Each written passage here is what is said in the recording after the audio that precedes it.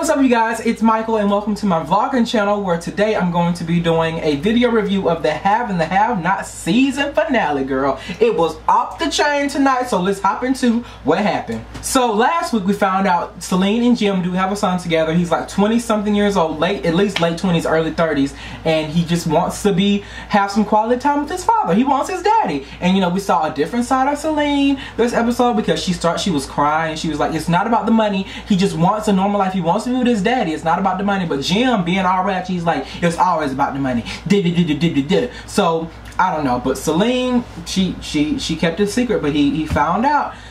So I hope Jim and his son can have a good relationship, and we didn't see Celine being ratchet or mean. She was almost crying. She was being serious and heartfelt, and she just wants normalcy for her son because I don't think there's anything between her and Jim anymore. Obviously they were very close in the olden days, but yeah, I hope Celine, they get some happiness because I would love to see Celine and Hannah happy together when Hannah comes back to work. Hannah doesn't believe that Quincy killed the baby, Candace's baby, and I don't think I believe it either because, I mean, Candace did start crying and it was a little bit believable, but it's Candace. Candace can do anything, okay? So, I don't know. I don't really think the baby's dead, but I don't know either. But Hannah vowed to find him, so we'll find out.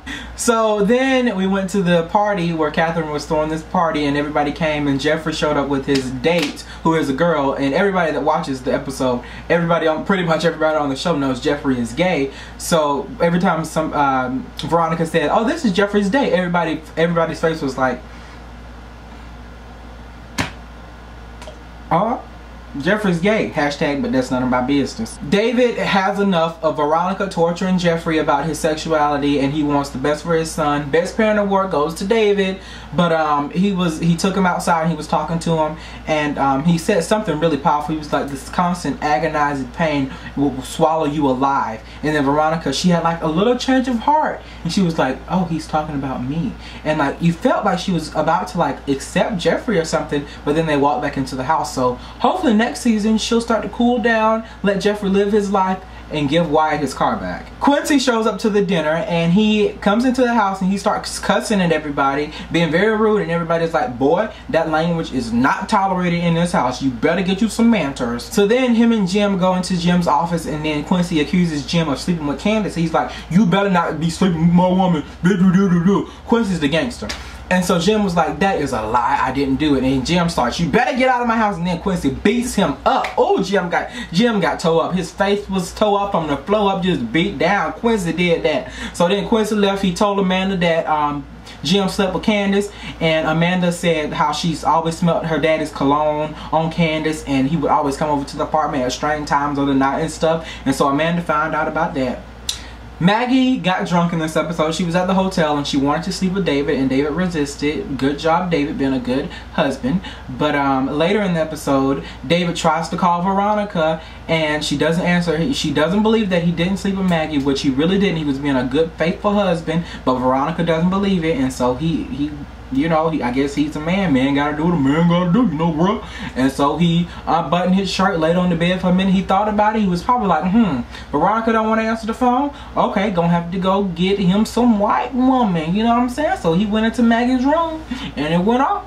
So I think him and Maggie, you know, did a little something.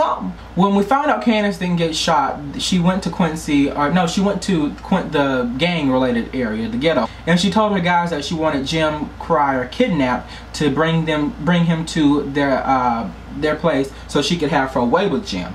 And so Jim got a text message, I'm not sure who from, and he came outside, and all like 20 guys came up and attacked him and like stuffed him in the trunk and drove him away. And I found it really ironic because in the other season finale, Jim had Candace kidnapped by his men, and in this season finale, Candace had Jim kidnapped by her men. So Candace is about to get her revenge come next year. Then, oh my goodness, the final scene was off the chain with Cray Cray Amanda. So she was going in between Wyatt and Catherine's room, and I was like, oh my gosh, she can't shoot Catherine because I love Catherine. I was like, oh my gosh, she can't shoot Wyatt. But I mean, Wyatt, he's kind of irrelevant right now. He's doing the least.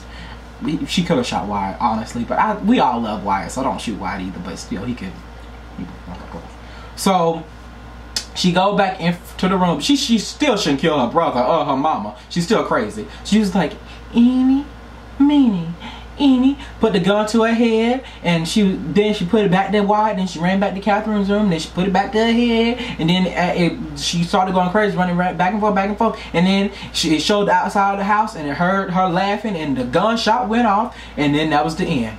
It was like boom, and it went off. So we won't find out what happened until my 18th birthday, January the 6th, 2015, and when it comes back on. So I think that's a pretty good birthday present, Tyler Perry. Thank you very much. So I honestly think it was a very good season finale. I was talking to my mom. She wishes we could have learned more from the season finale, but I think it was a good one with cliffhangers. I just hate that it's going to be so long. I'm going to be 18 when it comes back on. So I think it was a good episode. I wish we could have saw a little bit more. Maybe saw who she shot. Maybe. But we have to wait until my birthday. So that will be a very good day when it comes back on my 18th birthday. It comes back January 6, 2015 on OWN.